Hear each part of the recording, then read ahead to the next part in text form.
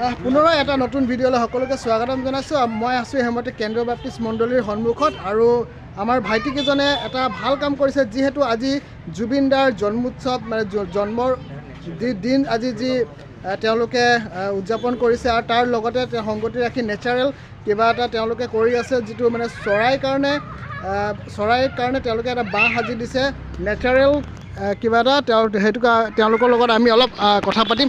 Actually তোমালোকৰ অৰ্গেনাইজেশ্যনটো কি হয় আৰু অলপ তাৰ বিষয়ে আপোনালোকে কি কৰি আছে সেইটো অলপ জনাব। আমাৰ অৰ্গেনাইজেশ্যনৰ নাম হ'ল ৰেস্কিউ।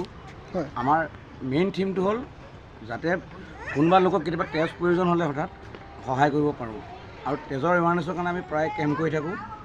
আৰু লগতে আমি জুবিন দাৰ যিবোৰ আদৰ্শ সেইখিনি ৰাইজক বিতৰণ কৰি থাকোঁ। মাজে মাজে মনত পেলাওঁ যে দাদা এইটো বস্তু ভাল পাইছিলে, আহক আমি কৰি চাওঁচোন কেনেকুৱা লাগে। সেই ঠিক তেনেকৈ আজি জুবিন দাৰ বাৰ্থডে বুলি আমি বৃদ্ধাশ্ৰমত গ'লোঁ, এখন কেৰম বৰ্ড দিলোঁ। জেলত গ'লোঁ, এখন কেৰম বৰ্ড দিছোঁ। শিশু আশ্ৰমত দিছোঁ এখন কেৰম বৰ্ড। এতিয়া আমি চৰাই অলপ ঘৰ বনাইছোঁ। ইয়াত চুটি শালিকা ঘনচিৰিকাৰ বাবে বিশেষকৈ বনাইছোঁ।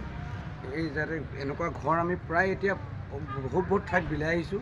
এতিয়া আমি চাৰ্চত দিছোঁ আপোনালোকক এটা চাৰ্চলৈ বুলি এটা, আৰু আপোনালোকৰ যি কবৰস্থান তালৈ এবাৰ আপোনালোকক।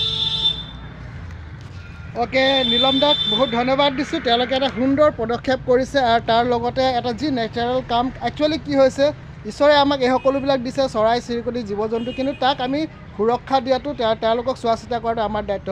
তো পুনৰাই ধন্যবাদ দিছোঁ তেওঁলোকে এটা ভাল কাম কৰাৰ কাৰণে। আপোনালোকে এই ভিডিঅ'টো চাব, শ্বেয়াৰ কৰিব, আপোনালোকেও এইদৰে কাম কৰিবলৈ আৰম্ভ কৰক। ধন্যবাদ। জয় জুবিন। জয় জুবিন দা।